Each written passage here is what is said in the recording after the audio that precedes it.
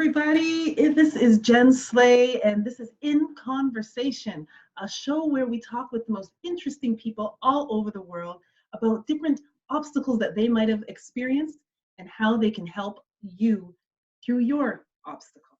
And so tonight we have a very special guest. We have Saidat, and I'm going to tell you a little bit about her. So Saidat Vandenberg is a children's entertainer, speaker, author, singer, and songwriter, born from a desire to make people smile and a wish to build confidence in the younger generation. The Saidat Show has now reached over 400,000 students across Canada. Saidat's message of encouragement, self-worth, and community-mindedness is now motivating a global audience with over 3 million views on YouTube and over 100,000 followers on social media. She presents a very strong message that comes from the heart. One person can make a difference. Together we can change the world. Welcome, Saidat. Hi, how are you? I'm good. Thank you so much for coming on. This is going to be fun. Oh, thanks for having me. No problem. So tell everybody about you. I mean, I just read your bio a little bit, but I've known you for probably about 15 years now. Yeah. And I've seen each other through some of the highs and through some of the lows. And if ever there was a story of a comeback kid, you are it. So I am. You are. So just tell us a little bit about your story. Okay, well, I call myself a cheerleader for life now, but I was not cheering myself on for a good portion of my childhood. I didn't feel good about myself. I was always, comparing myself to anyone from my sister to my best friend. And so it took me time to believe in myself. It took people supporting me and just learning more about myself, that I didn't have to be like anyone else. And yeah, I have some differences in my life, but my difference makes a difference. And so I'm from Minneapolis, Minnesota. I grew up in the States, and I married a Canadian, and I moved to Canada.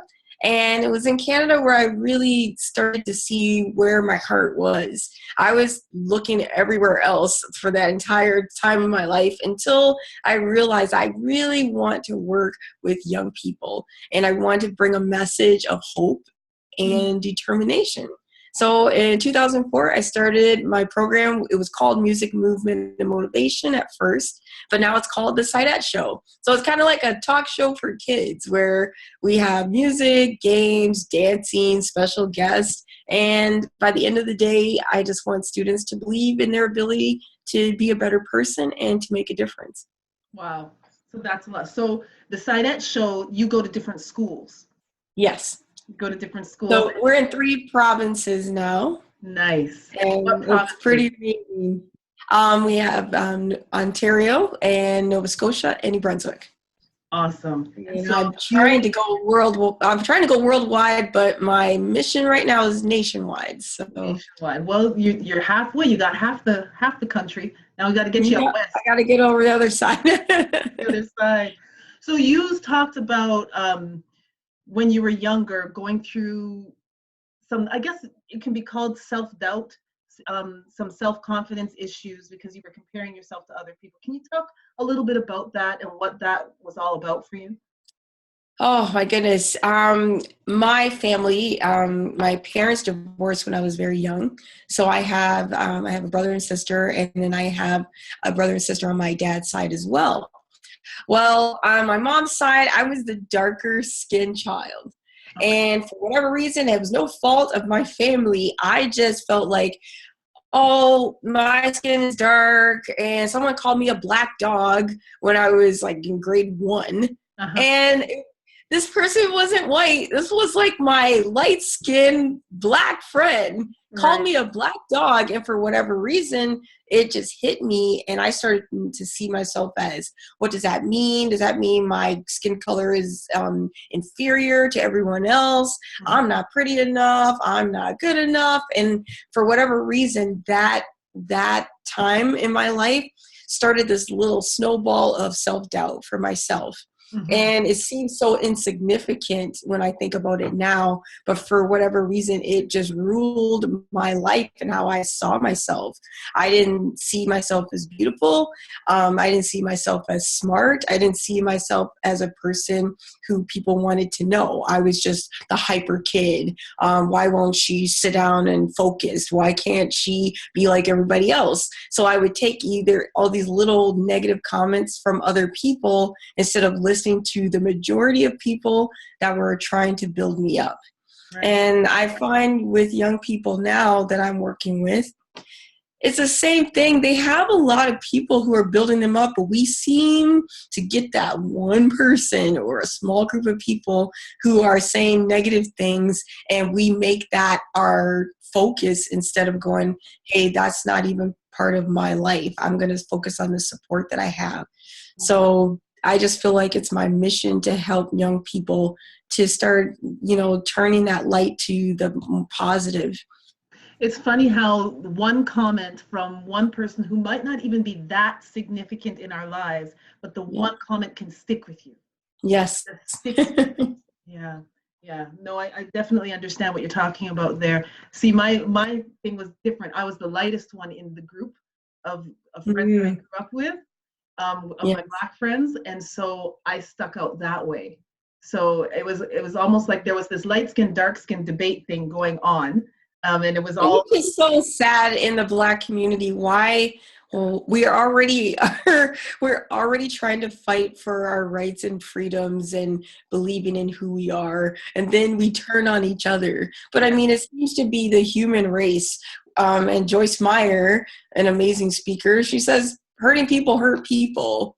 Yeah. So we're hurting, wanting to be heard and wanting to be recognized and want to be acknowledged and loved for who we are. And we turn on each other and we're like, okay, well then let me find something I can feel better about and I'll pick on you for a while.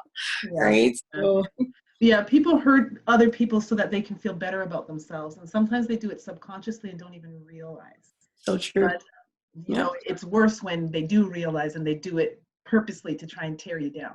That hurts.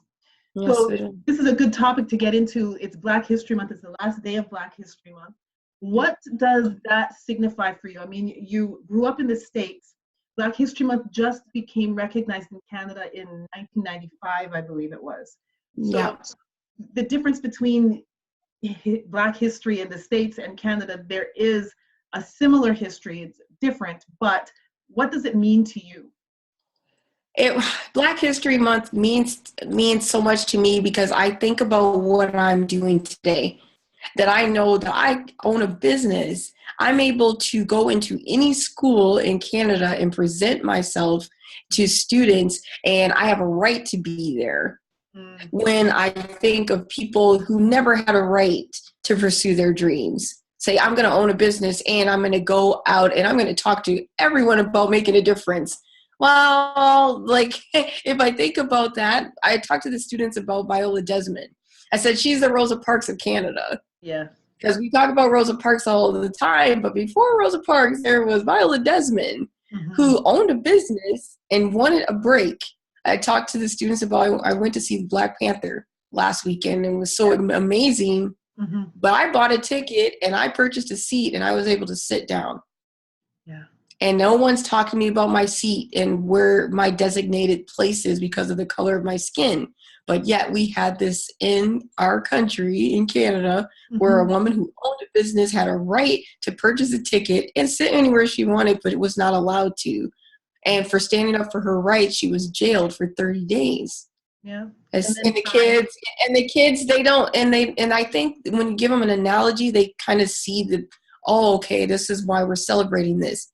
So you think that's unfair, but there are still people who are treated unfairly. They have a right to be treated equally as far as the laws are concerned, but it's our job to continue to be there for someone and to stand up for them and to make sure that they are treated the way we want to be treated. Yeah. And so when I'm talking to students, I think about all these amazing people who wanted to pursue dreams and goals and their goals in life and were hindered.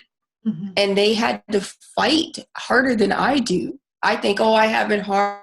hard sometimes because I'm a Black female trying to be in schools talking about a particular subject, and I'm using hip hop and dance and drama to get that message across. Sometimes it's not taken like, oh, well, I don't know if the kids are into hip hop. Well, you're fighting with that. Well, I'm not just a hip hop artist. I'm not just this. I am actually a mental health advocate. Right. I'm just using these tools to the kids, and it's a fight, but it's not nearly the fight that my ancestors had trying to own a business. Mm-hmm. My grandfather, who owned a farm and could never get loans and couldn't even go to the doctor without waiting for all the white patients to be waited on, and if the doctor still had time, he would see my grandfather. If not, my grandfather would have to come back the following day and sit in the office all day until he had time. So when I think about that, it's like, why should I complain about having to work hard to live my dream when people paved a way for me? Mm-hmm. And I think that's as a African American and African Canadian, I get to celebrate that. Right. And for other young people, especially, knowing that this fight isn't over.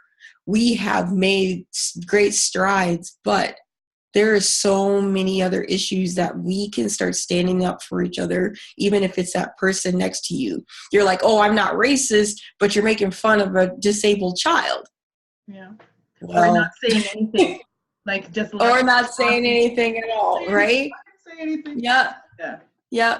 So I feel like it just opens the conversation to many things. Mm-hmm.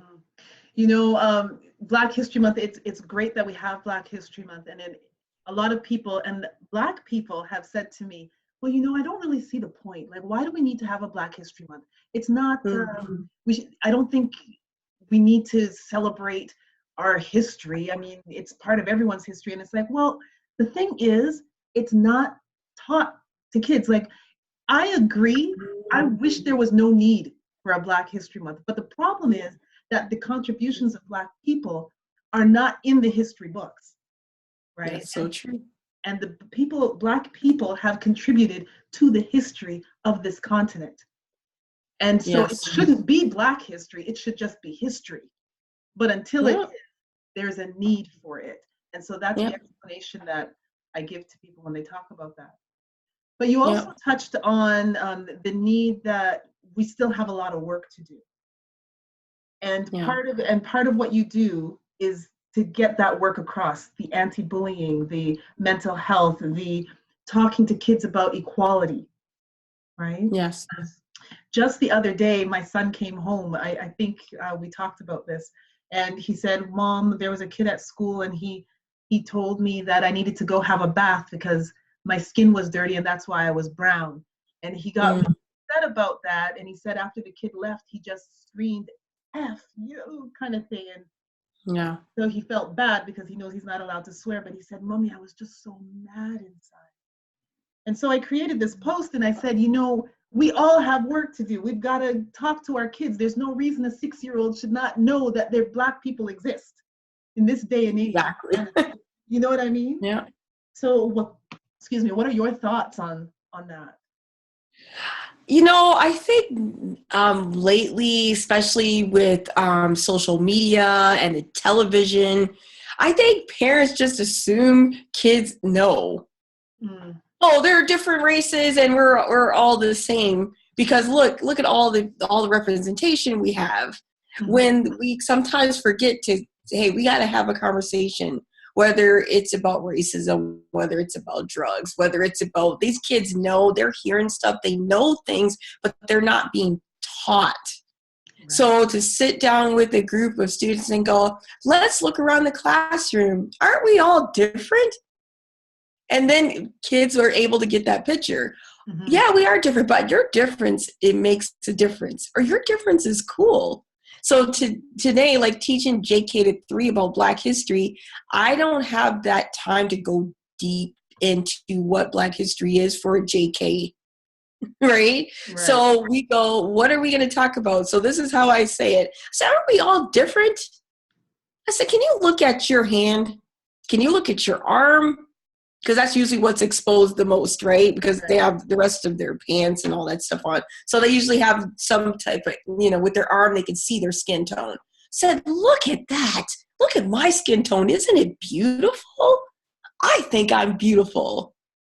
Can you look at your skin tone and say, I'm beautiful? And so they'll say it. And I said, now I want you to look at the person next to you. Now, aren't they different? Isn't that beautiful? Nice. And if we could all think we're beautiful, we can make a big difference. Then I give the teacher a resource. Have you ever heard of a young black boy named Kid President? And that's not his real name, but they're like, who's Kid President? Well, Kid President is an amazing young man who wants to help people feel good. And he says you should treat everyone like it's their birthday. This now gives the teacher a resource. The teacher can type in Kid President, and there are dozens and dozens of videos of this young black child talking to kids. Right? So and it's like, hey, look at him. He looks different than you, right? Well, guess what? We're all different, and we can do things to help each other, right? This is a conversation, but you are teaching them about diversity. And when you see someone picking on someone because of the color of their skin, is that okay? No, that's not cool. So what should you say? You should say, we're all beautiful, and we are going to help each other. This is a simple thing, because the next time, and you go, hey, what do you think this person looks like? They look like chocolate. That's what I get. She's the chocolate lady. Well, I don't taste like chocolate, but my skin tone is chocolate, and that's okay. And so, like, these type of conversations, I think, especially parents, like white parents, especially because, we have really good friends, and they almost feel embarrassed, right? Because remember that time when you guys all hated us, and remember that time when you made us feel, and they're like, so I don't want to touch on anything. I watch parents, you're in the store, and they'll have their child, and they don't want to offend anybody. So you see this kid, and you know what's about to happen. Oh, why is she black? And their parent is rushing off, when what they could do is they could ease the minds of that person and teach their child at that moment. Let them say what they need to say. Yeah, the person may be like, but they're waiting to hear what mom has to say or dad has to say about it. They're not really caring about what the child just said. Right. So you stand there, you're stand your ground and say, hey, this person is black. Isn't that awesome that we're all different colors in this world? When we get home, let's read a book about all the different races in the world. Nice. Okay. Kids, most of the time, they're just molded by what we're saying the first part of their lives. But sometimes we miss those teaching moments because we're too afraid to go there. I mean, I've had conversations. I have my 18-year-old daughter, and there's subjects I haven't talked about because I was like, maybe I don't want to talk about that right now. But now she's talking to me about things, and I'm like, hey, I should have taught you about that. Okay. But it's like, let's not be afraid to have those hard discussions, because if they have it with us, it's not going to be difficult for them in the future. And then they're having discussions on TV when they're trying to run for politics. And then they're going, remember that time you posted that racist comment online? Probably never would have happened if the conversation had began in public school. Right? So that's my spiel on that. Well, that's a good segue into why we're wearing these colored shirts. Yes. Shirt Day. So what's it say? Stand up, speak out, stop bullying together. So Pink Shirt Day. Yes. Now, is Pink Shirt Day all over North America, or is it just Canada? There's an international Pink Shirt Day, which was, I believe, the 22nd of February. Okay. And then this is more the National Pink Shirt Day. That was started by two Canadians who saw a boy wearing a pink shirt and he was being made fun of. And so they started an amazing movement. And so the next day, that night they tweeted, they text their friends in the school and said, tomorrow everyone wear pink. The next day, the entire school came They came to school with pink shirts, pink headbands, pink basketballs, anything pink, and they just covered their school in the sea of pink. That a couple years ago. That was quite a few years, at least, I think at least 8, but I don't quote me on that. But it's been a while. I know I saw that online. And it kind of showed a video of how it all started. Yeah. Yeah, I think I remember seeing something like that. That's amazing. The difference that young people can make, they don't even know what they can do. That's right. Right. And that's part of your tagline, right? Yes. One person can make a difference. Together we can change things. Exactly. So how do you stay relevant, Saidat? Because I mean, we're around the same age, okay? Not to put you out there or anything, but I mean, we're around the same age. And you are always out there dancing, and you got the latest moves, and you're just cool. Like, kids love you. How do you stay relevant? A lot of that has been trial and error. Sometimes I think it's cool, and they're like, you ain't cool. We're seeing your age. And then I have to go home and study a lot. So most of the time, I listen to what kids are saying, and we'll try to implement it in the show. But it doesn't come naturally. I have to study it. So all the viral dances I have to study, and I got to get YouTube tutorials about how to actually execute the dance properly, where you don't look like you're just faking it. Like, you don't really know what you're doing, do you? Sometimes I know things faster than the students, which is kind of cool. They're like, I say, hey, did you hear that new song or that new dance that's come out? And they're like, really? Because sometimes it starts in the States before it trickles here. Right. And so it's nice to be ahead of the game a lot of the time. And so I do that. I try to listen to what they want. And I hear that, throughout the season. I'll have students tell me, well, could you play this song? I'm like, well, I can't play it today. Why? Because I make sure that we have clean versions of everything, and I got to make sure it's okay. Right. So, example, I told them we have a new dance routine after their show for the grades 4 through 6. I said, we're dancing 90s style. They get all disappointed. But we're dancing to a song that was released in January 2018. And then my DJ plays Finesse by Bruno Mars and Cardi B. Okay. They're excited. Teachers are nervous. But what they don't realize is that we have an edited version of this song, so they're not going to hear the parts that they heard on the radio. They're going to hear the parts that are just going to make it fun and exciting.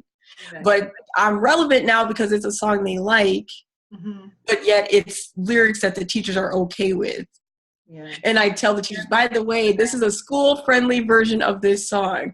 And then they relax. And now they're learning dances that I loved when I was their age. But now they're influenced by their music. So it's kind of that mixture. And the teacher's like, oh, I know how to do the Cabbage Patch. Nice. So it's kind of fun that way. Always listening to what they're listening to. And that kind of helps me know how to talk to them, who's their their YouTube celebrities that they love. And they're so ridiculous to me as a 45-year-old, but for them, it's their life. And I think what I've learned over the years with this job is when I think in my head, this is so insignificant, but this kid this is what they are. And we as adults try to go, well, that's not significant. Let me go back to when I was their age. Yeah. And my mom was going, why are you wearing diapers? Mom, these are MC Hammer pants.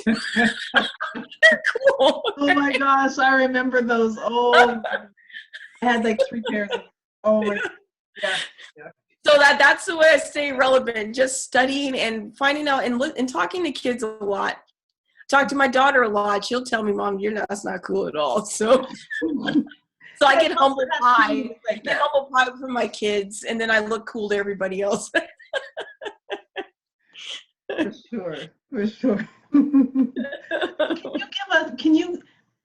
talked a lot about a lot of different things. We talked about how that one comment from when you were a child really impacted you and your self-esteem and your self-confidence. We talked about Black History Month and the importance of just recognizing the different cultures, the different races, and appreciating everybody.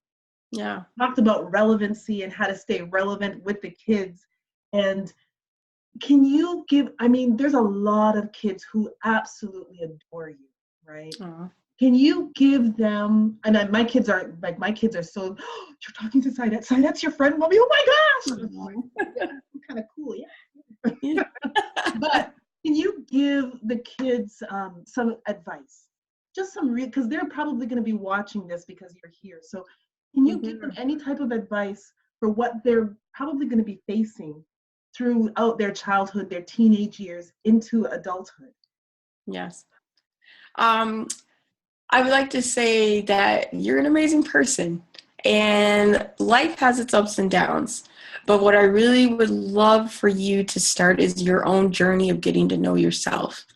And getting to know yourself means that you need to know more about who you are, know more about your race, your culture, your family. And when you get to know where you come from and who you are and who you've been influenced by, you're going to be able to build on that and know what your direction and what your journey will be in life. And doing that means you have to learn self-regulation as well. And self-regulation means when you don't understand what you're going through or you don't understand how you're feeling, you need to start asking yourself some questions. And I love asking myself questions because it helps me to be able to find that answer. And when I don't have the answer, I know that there are people who really care about me. So I ask, why am I feeling this certain way? Whether it's someone walks in the room and I feel uncomfortable or I'm frustrated, why do I feel this way? And then if I know why, I can ask, how can I feel better again? Yeah. So if I'm not feeling good about this test tomorrow, why am I feeling like that? How can I feel better about this test? I'm so scared of this test. Well, if you don't have those answers, you may come up with answers right away to help yourself get through those things. But if you don't have the answer, always remember that it's okay to ask for help. Asking for help makes you stronger because there's strength in numbers. And as adults, we forget that. We forget that we need to ask for help. So start now knowing that there are people who care. And sometimes when you ask for help, you don't get the help you needed, or you feel like that's not what I needed. But don't quit asking. Just go find someone else to talk to. Just keep asking again. If you told your principal that you're being bullied and you feel like you weren't heard, don't give up.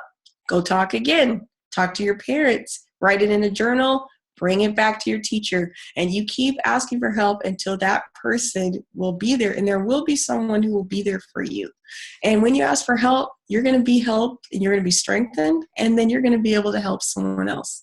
And, there are many people who care about you. So I believe in you. I want you to believe in yourself. That's awesome. That's awesome. And it's important. You touched on something here about asking people for help, but there's also something about asking the right people for help. And that is so true. Right? Because a lot of kids, they're hanging out with other kids because that's just what they feel they're supposed to do. Kids can learn from a very young age how to create their inner circle that they can trust, and that support system. Then they are going to save themselves years of heartache and problems. Can you talk a little bit about how, because I know a bit of your story, can you talk a little bit about how you've created your inner circle and some of the bumps along that way? Oh, goodness. That could take hours. Well, I feel like I wear my heart on my sleeve. And that can be a really good thing. And it can be a really hard thing to live with. Because you open your heart to everyone and everyone's your friend. Well, see, everyone's an acquaintance and everyone can be someone that you know, but not everyone's your close friend. Not everyone's that person you need to be hanging out with. Maybe there are reasons why they're in your life. And someone once told me everyone's in your life for a reason, a season, or a lifetime. Yeah. So I have categories now. So why is this person in my life? Maybe they're just here for a reason today. Do I have to have them for a lifetime? Maybe not. My best friend, who's a best friend when I was 15, may not be my best friend 5 years from now. But they were in my life for a reason. And I think as you get older, you get to figure out this person has a good influence, or maybe I'm finding myself going in a direction I don't want to go. When you need to set goals for yourself. And then when you find that the people you're with are not part of those goals, or they're steering you away from what the direction that you feel like your life should go, then it's not like you gotta push everybody away, but you just gotta have those categories.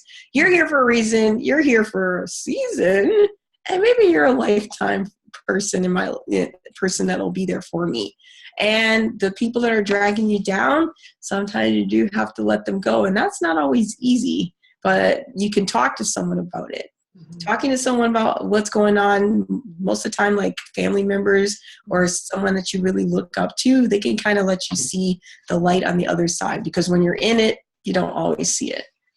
And being okay with being alone, because sometimes when you do have to walk away from certain people, you're going to be in a period of time where you are going to be alone. And it's not always fun. Not always fun. But over time. Right? That's the time when you grow. Right? That's so true. So we've got some people on here. There's Justin on here. He says, Saidat, you're amazing. Loving this pink. Hi, Justin. I miss you. Brandon is saying he's here. Michael says, hi. Hi, Brandon. Hi, Michael. Jamie, kids know themselves better than us. Elaine is on here watching. Rosalie is on here watching. That's my mom. Oh, hi. Hi, Mom. Angela's on here. Thank you, everybody, for coming on. If anybody has any questions, then please shoot them out, and we will make sure to try and answer them before we go off, because we're going off in a few minutes. But thank you so much for coming on and watching. Yes, thank you. Please like, please share, please comment, so that we can get this message out, because Saidat always has a great message. Aw, thanks. What's coming up for you, Saidat? What's coming up for you that you'd like everyone to know about? We're going to attempt to break the Guinness Book of World Records next week before March break.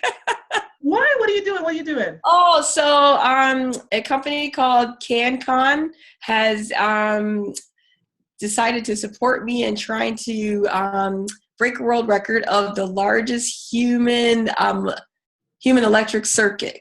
What that means is we have an energy stick in the center court at the NBLC Games. That's the Niagara River Lions on March 9th. And 4,000 students are going to be in attendance. We all hold hands across the stadium and onto the court. And when we hold hands and we shout, or if you shout or you make any type of noise, the waves from your heart and from your voice light up this energy stick, which will be pretty awesome. And it's part of it's in line with the STEM program, which is science, technology, engineering, and math. So we're trying to promote STEM, and we're also trying to break the record. So the record now stands at 1,500 students. So we're trying to go for 4,000. Okay, so do these students have to be part of, is this a community that is coming together, or is it just schools? It's a game day for students in St. Catharines with the Niagara River Lions. And the River Lions are part of the National Basketball League of Canada. So I've hosted quite a few of these events for various teams throughout the league. And so in March 9th, we have this pretty cool thing happening. So tell people where to go so that they can attend if they're in that. Yes. Well, I don't know if you can actually go to the game itself because it's scheduled for students, but you can live stream it under the NBLC website or the Niagara River Lions Facebook, or you can go to their website and you can find the streaming link as well. So awesome. It's going to be exciting. That sounds exciting. We have to stream. Nerve-wracking and exciting. So can you let people know how they can find you? Yes. So my name is spelled said, the word said and the word at together. So Saidat, but said at, if you phonetically. And you can find me on Twitter at Saidat to motivate. You can find me on Facebook under Saidat, the fan page. For YouTube, Saidat Music. And I'm also on Instagram, The Saidat Show. And I'm on Musically for your kids because they love Musically. And that's at the Saidat Show. So if you type in my name, you can find me. Yeah, there aren't a lot of Saidats around. So, well, in Nigeria there are because it's a common name and it's also Arabic. So the correct pronunciation can be Saida. Saida. Saida. You learned yeah. So. Okay, so I'm on here just seeing if anybody has anything. I don't see any questions. We will make sure, if you're watching this in the replay, we will make sure to go back on and answer any questions that you might have. If you're needing, I know that Saidat reaches out to teenagers, kids that are hurting and need someone to just talk to or need to know who they can talk to. Saidat is a great resource. She's been amazing, a wonderful, wonderful friend and a wonderful person that my kids have been able to talk to. So I appreciate you for that. And thank you for coming on tonight. I appreciate you. You spread positivity and you've encouraged me many times. So everyone, Jen Slay is the one to talk to when you need motivation. Thank you. Thank you. Okay, everyone, thank you for coming on tonight. So appreciate all of you. Come back next Wednesday evening as we have a new guest for In Conversation. Just want to say, hey, Saidat, thank you. Make sure you put a thank you in the comments to Saidat for coming on tonight. She has a busy schedule and she made time for us. So, everybody, you totally got this. Slay your day. We'll talk to you later. That's right. Bye. Bye.